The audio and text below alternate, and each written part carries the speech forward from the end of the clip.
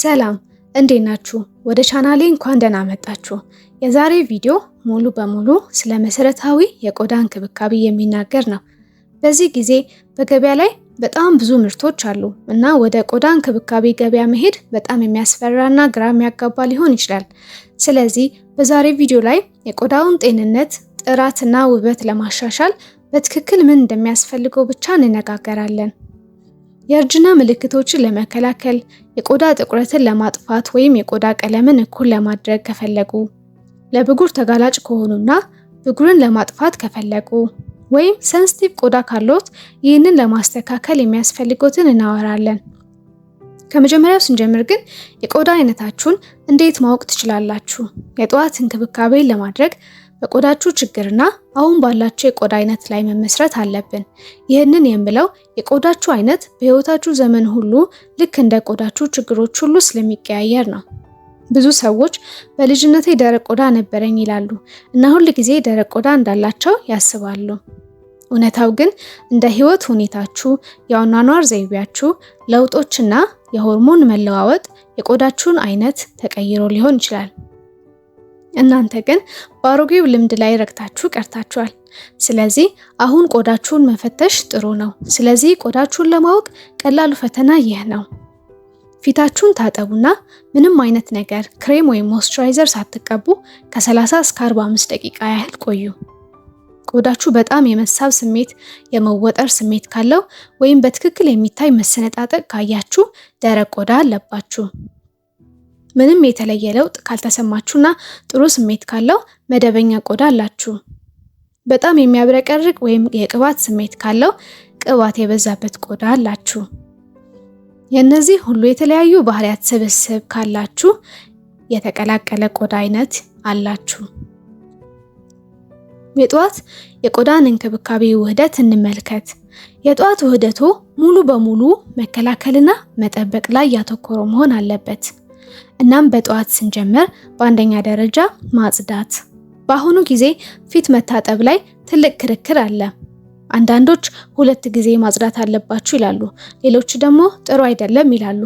ዋናው ነገር ግን መታጠባችሁና ትክክለኛው ማጽጃ መምረጣችሁ ከሌላው ነገር ሁሉ ይበልጣል።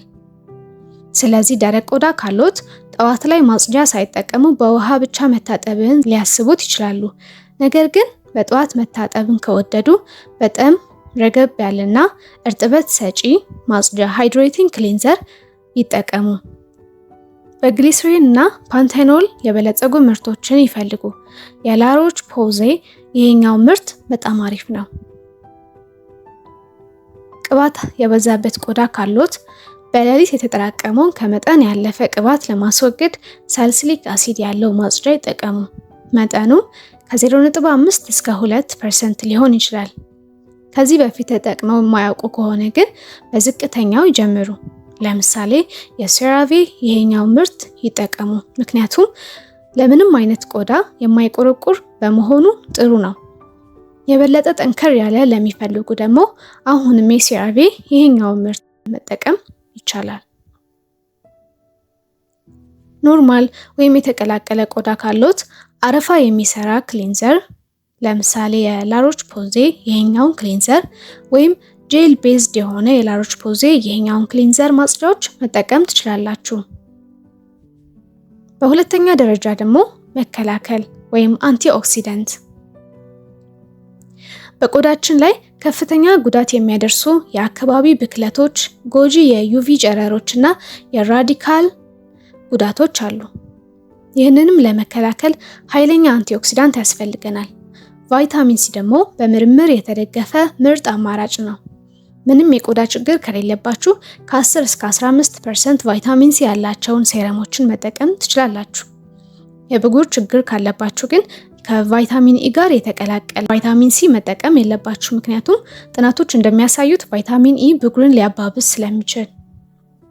ዋና ግባችሁ እርጅናን መከላከል ከሆነ በብዙ ጥናቶች የተደገፈውን ኤል-አስኮርቢክ አሲድን መጠቀም ትችላላችሁ። በሶስተኛ ደረጃ እርጥበትና የፀሐይ መከላከያ። ያደረጋችሁት አንቲኦክሲዳንት በክሬም መልክ ከሆነ ወይም ቀጥሎ የምትጠቀሙት የፀሐይ መከላከያ እርጥበት አዘል ከሆነ ተጨማሪ ክሬም አያስፈልጋችሁም። በጣም ደረቅ ቆዳ ካላችሁ ግን በአንቲኦክሲዳንት እና በፀሐይ መከላከያ መሃል እንደ ላሮቼ ፖዜ ያለ ማገገሚያ ክሬም መቀባት ትችላላችሁ። የፀሐይ መከላከያ ሰንስክሪናችን ቢያንስ SPF 30 እና ከዛ በላይ መሆን አለበት። ህይወታችሁን ለማቅለል እርጥበት አዘል የፀሐይ መከላከያ በአንድ ላይ የተሰራውን ብትጠቀሙና በአግባቡ ከተቀባችሁ ልክ እንደ ፀሐይ መከላከያ ሙሉ ጥበቃ ይሰጣል። በመቀጠል የማታ የቆዳ እንክብካቤ። የማታ ውህደታችን ሙሉ በሙሉ የቆዳ ችግራችንን ለማከም ለማደስና ለመገንባት የሚውልበት ነው። በአንደኛ ደረጃ መታጠብ። ማታ ላይ ፊትን መታጠብ ለደረቅ ቆዳ ቢሆንም ፍጹም ግዴታ ነው። ቀኑን ሙሉ የዋለውን ቆሻሻና አቧራ ለማስወገድ የግድ ማጽጃ መጠቀም አለባችሁ። ልክ መጀመሪያ ላይ እንዳወራ ነው ለእናንተ የሚሆን ክሊንዘር መጠቀም አለባችሁ። በሁለተኛ ደረጃ ማከም። ይህ ደረጃ እንደየቆዳችሁ ችግር ይለያያል። ብጉር ካለባችሁ ቤንዞይል ፐሮክሳይድ፣ ሳልሲሊክ አሲድ ወይም ሰልፈር ያለባቸው ምርቶች ይጠቀሙ።